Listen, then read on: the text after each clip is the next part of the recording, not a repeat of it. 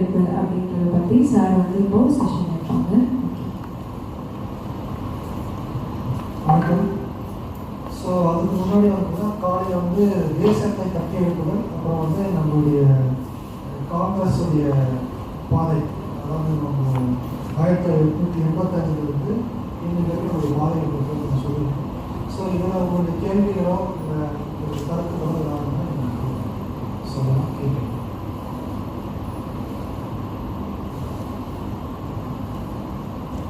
ஏதாவது controversy function பண்ணுறது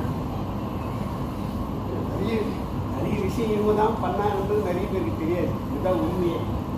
நிறைய விஷயங்கள் வந்து இவ்வளோ விஷயங்கள் பண்ணவங்க வந்து நிறைய தெரியல நிறைய பேருக்கு. இந்த நம்ம தான் எடுத்து போய் சேர்க்கணும், நம்ம தான் அதை சொல்லக்கூடிய இடத்துல நம்ம இருக்கிறோம். அதுதான் விஷயம். அரசியல் வந்து எப்பவுமே வந்து ஒரு பஞ்சாயத்து ஒரு கிராமத்துலேருந்து தான் தொடங்குது.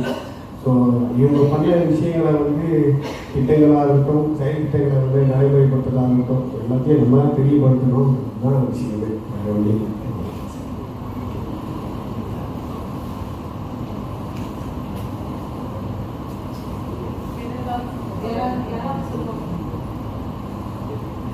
வேறு யாராவது உங்க கருத்துக்களை பதிவிடணும்.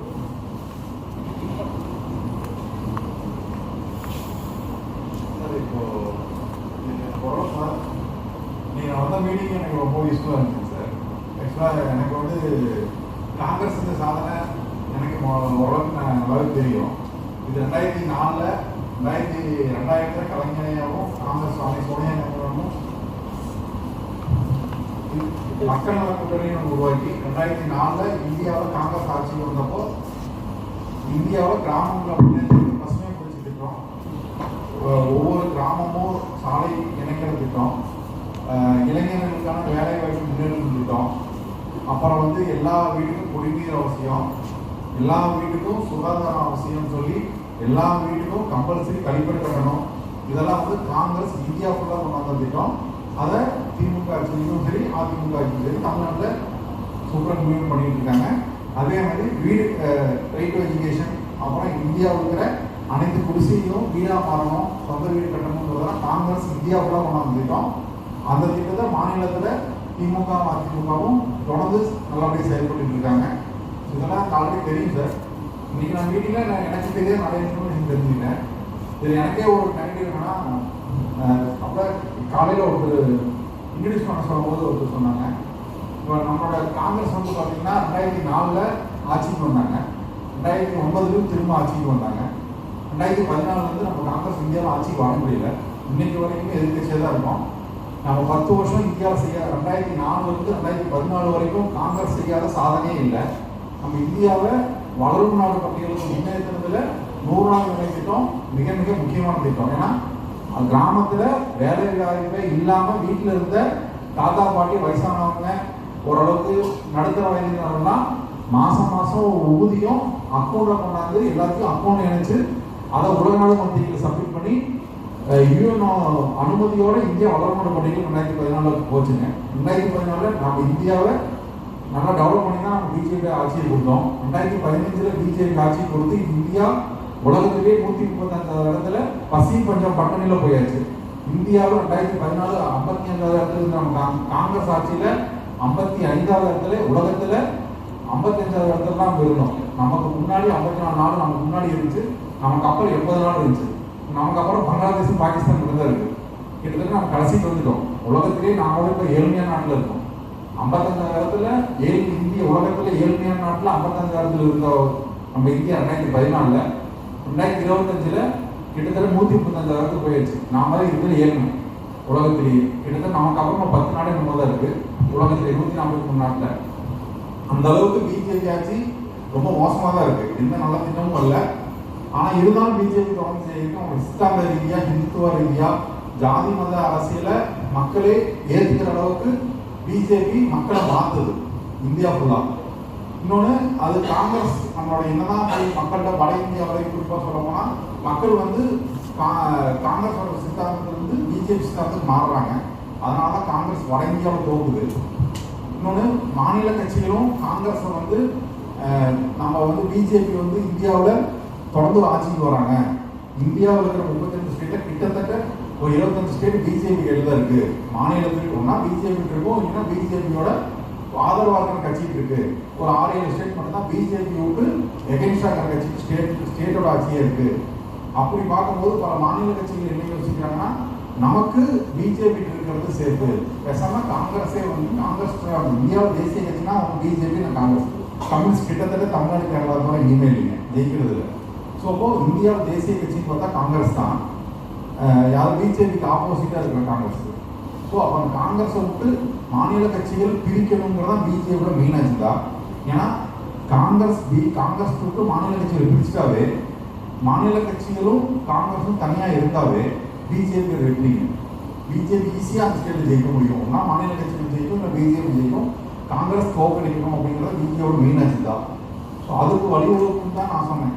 ஸோ இப்போ மாநில கட்சிகள் வந்து இன்னொன்று திராவிட அரசியல் எதிர்ப்புன்னு ஒருத்தர் சொன்னார், அதுக்காக சொல்கிறோம். திராவிட அரசியல் எதிர்ப்புங்கிறது நம்ம தமிழ்நாட்டை பொறுத்த வரைக்கும் தமிழ்நாட்டை மட்டும் தான் திராவிட அரசியல் பண்ணுறோம். மேக்ஸிமம் தென்னிந்தியாவே திராவிட கொள்கை இருக்கு, ஆனால் யாருமே திராவிட அரசியலை தமிழ்நாட்டை தவிர யாரும் முன்னெடுக்கிறது கிடையாது. ஏன் ஆந்திரா தெலுங்கானாவிலேயே திராவிட அரசியல் தான் அவங்க சித்தாந்தம், அவங்க செயல்பாடு அது காங்கிரஸ் தழுவி இருக்கும். அதுவே பார்த்தீங்கன்னா திராவிட அரசியல் தழுவி தான் இருக்கும். ஆனால் திராவிட அரசியலை முழுக்க முன்னெடுத்து தமிழ்நாடு மட்டும்தான். ஸோ திராவிட அரசியலுக்கு எதிராக காங்கிரஸை மாற்றவே கூடாது. ஏன்னா திராவிடங்கிறது ஒரு வார்த்தை, அது திமுகவோட வார்த்தை கிடையாது, திராவிட கட்சிகளோட வார்த்தை கிடையாது. நம்ம ஜாதி மதத்துக்கு நம்ம எதிராக இருந்து சமூக நீதி சமத்துவம் அனைத்து மக்கள் நல்லதுக்கணும்னு நினைச்சாவே திராவிடம் தான். அதை தான் திமுக சொல்றாங்க. காங்கிரஸ் நாம அதான் சொல்றோம். ஸோ கிட்டத்தட்ட மக்கள் நலனில் அக்கறையுள்ள அரசாங்கம் தான் காங்கிரஸ் அரசாங்கமும் திராவிட அரசாங்கமும். ஸோ திராவிடத்துக்கு எதிராக காங்கிரஸ் நம்ம மாற்றவே முடியாது எந்த காலத்துலையும். நான் இருக்கிறேன், எனக்கு ஜாதி மத அரசியல் பிடிக்கலனாவே எனக்கு காங்கிரஸ் பிடிக்கும், திராவிட கட்சிகள் பிடிக்கும் தான் இருக்கும். எனக்கு இது பிடிக்கக்கூடாது, ஜாதி மத அரசியல் நான் மெயின் எடுக்கணும், பெண்ணெடுக்கிறத போட்டணும், தீண்டாமையை முன்னெடுக்கணும், அப்புறம் கீழ் ஜாதி மேல் ஜாதி நான் பார்க்கணும் அப்படின்னு நான் மாறிட்டேன்னா நான் திராவிட அரசியலுக்கு எதிரானவன், காங்கிரஸ்க்கு எதிரானவன், பிஜேபிக்கு ஆதரவானு நான் சொல்லலாம். அதுதான் பிஜேபியோட சித்தாந்த ரீதியாக இருக்கு. ஸோ அதை நம்ம எந்த காலத்திலையும் திராவிட அரசியலுக்கு எதிராக காங்கிரஸ் மாற்றவே முடியாது. பிஜேபிக்கு தேவையும் அதுதான். இந்தியாவில் பல மாநில கட்சிகள் பிஜேபி போயிடும், அவங்க சித்தாந்த ரீதியாக பிடிக்கிறது இல்லை. இருந்தாலும் காங்கிரஸ் விட்டு விலகிக்கலாம், பிஜேபி விலகிக்கலாம், நாம் தனியாக இருந்தால் முடிவு பண்ணிட்டாவே அது காங்கிரஸோட தோல்வி தான் ஒரு விஷயம். ஸோ அதான் நாட்டுக்கிறதா. சரி சரி சரி. ஆக்சுவலி வந்து பார்த்தீங்கன்னா ஈரோடு தான் சொல்றீங்க. ஓகே. ஸோ நீங்கள் அது நல்ல புரிதல் தான். ஆனால் இது என்ன புரிதல்னா, நாம் வந்து கரண்ட்டில் வந்து எலக்ட்ரோல் பாலிட்டிக்ஸ் அரசியலில் ஜெயிக்கிறதுக்கு எப்படின்றதான் நம்ம வந்து புரிஞ்ச முயற்சி பண்ணிட்டு இருக்கோம். எப்படின்னா அதிகாரத்தை வந்து எப்படி கைப்பற்றலாம், யாருன்னா எந்த சித்தாந்தத்தை பேசினா நம்ம வந்து ஆட்சி பிடிக்கலாம் அப்படின்ற கண்ணோட்டத்தில் நம்ம எல்லாம் பேசிட்டு இருக்கோம். ஆனால் இன்னொரு கேள்வி நல்லா கேட்டீங்க. நம்ம வந்து 2004 14 வரைக்கும் வந்து நல்ல சட்டங்களையும் திட்டங்களையும் நல்லா கொண்டு வந்தோம். அப்புறம் ஏன் தோற்றோம், அப்புறம் ஏன் நம்ம மக்கள் ஏற்றுக்கல, ஏன் வந்து ஆட்சியை அமைக்க முடியல, இன்னும் எதிர்கட்சியாக இருக்கும் அப்படின்னு சொல்லி நல்லா ஒரு கேள்வி கேட்டீங்க. அது காரணம் என்னன்னா, பிஜேபி ஆட்சிக்கு வந்ததுக்கு யாராவது சப்போர்ட் கிடைக்கிறீங்க, வந்து காரணம் யாராவது சப்போர்ட் கிடைக்கிறீங்க?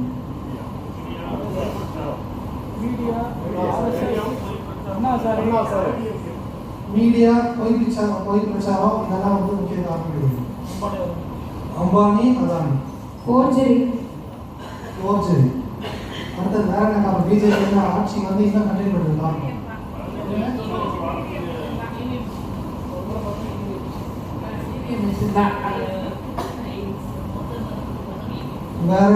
வேற கருத்துக்கள்?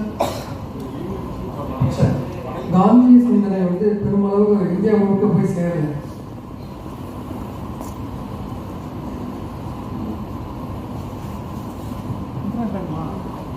அனைத்து தரப்புக்கான மக்களுக்கான பிரச்சாரத்தை வந்து காங்கிரஸ் சரியாக முன்னெடுக்கல.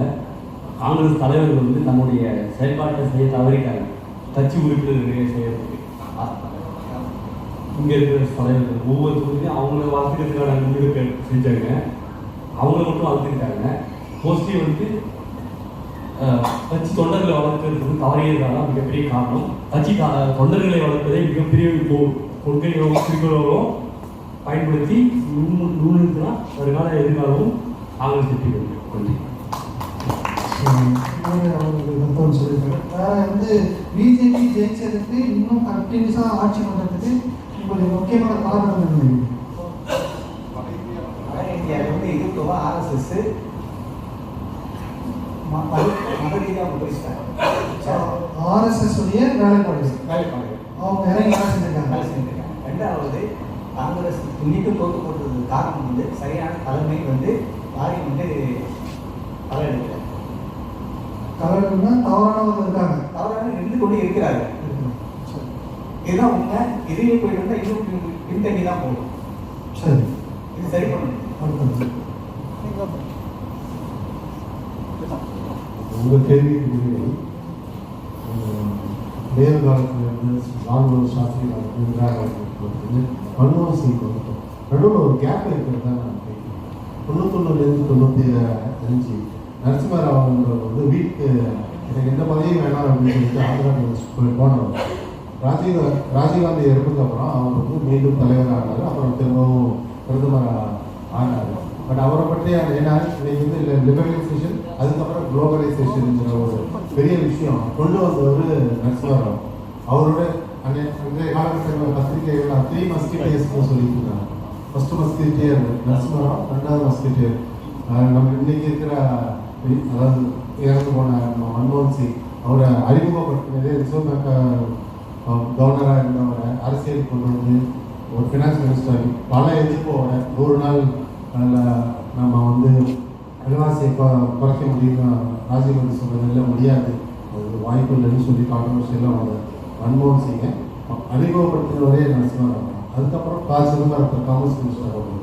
அந்த காலகட்டங்களில் பத்திரிகைகள் 3 மஸ்கிட்டியர்ஸ் அவங்க இல்லாட்டினா இன்னைக்கு இவ்வளோ தூரம் வளர்ந்துருக்காதுன்னு இந்து பத்திரிக்கை மற்றும் நேஷனல் நியூஸ் பேப்பர்ஸ் எழுதினாங்க. அதை பற்றியான அவரை பற்றியான பெரிய விஷயம் வரலையேங்கிறது என்னுடைய ஆர்வம். இல்லை, இது ஆக்சுவலி இருந்தது. அவங்க வந்து நேரம் போகிற அவங்க வந்து பிஃபோர் லஞ்சை முடிக்க வேண்டியது. அவங்களுக்கு டைமே பிஃபோர் லஞ்சு தான். பிஃபோர் லஞ்சு கேள்விகள் முடிச்சுட்டு நம்ம பஞ்சாயத்தில் ஸ்டார்ட் பண்ணோம். சரி, அதனால் அவங்க கொஞ்சம் டைம் காரணம் ஸ்கிப் பண்ணிட்டாங்க. அது எதுக்கு அதை சொல்ல வரேன்னா நேரு குடும்பம் தான் அப்படின்னு சொல்லிட்டு ஒரு பொய் பிரச்சாரத்துக்கு நேரு குடும்பம் எல்லாவர்களும் காங்கிரஸில் வந்து நல்லா செயல்பட்டாங்க சொல்றதுக்கு இது ஒரு வாய்ப்பாக இருக்கிறதுனால தான் நான் மெயினாக பதிவு செய்யணும். சரி, ஆக்சுவலி நேரு குடும்பம் மட்டும்ன்றது வந்து என்ன, நேரு குடும்பம் செஞ்சுருக்காங்க, மற்றவங்க செஞ்சுருக்காங்க.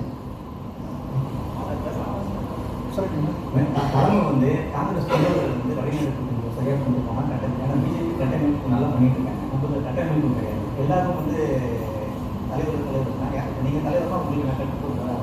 நம்ம இதில் கிடையாது தான் அவங்களை ஜெயிச்சுருக்கோம். இதுதான்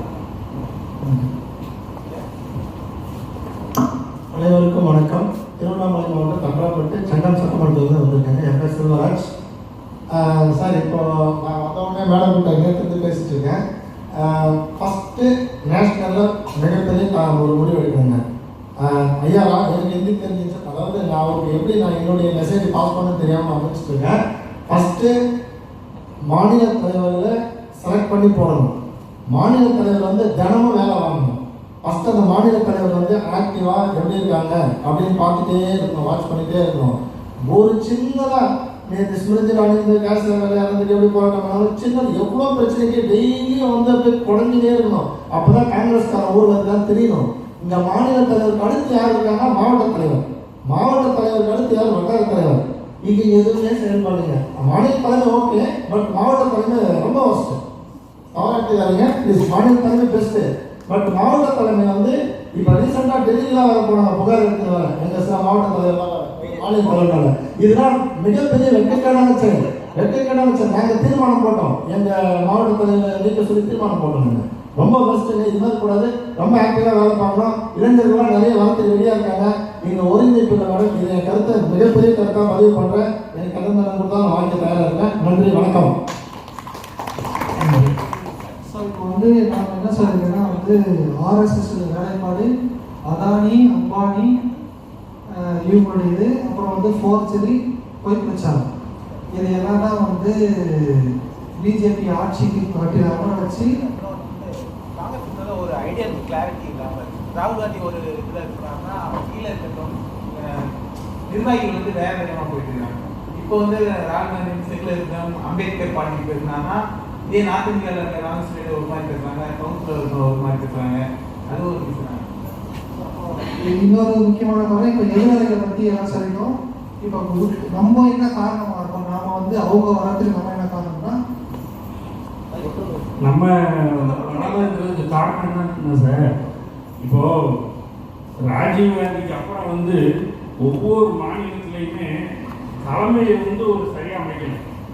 இப்போ ஆந்திராவில் இருந்துக்கிட்டீங்கன்னா அவர் ராஜசேகர ரெட்டி இருந்தார்.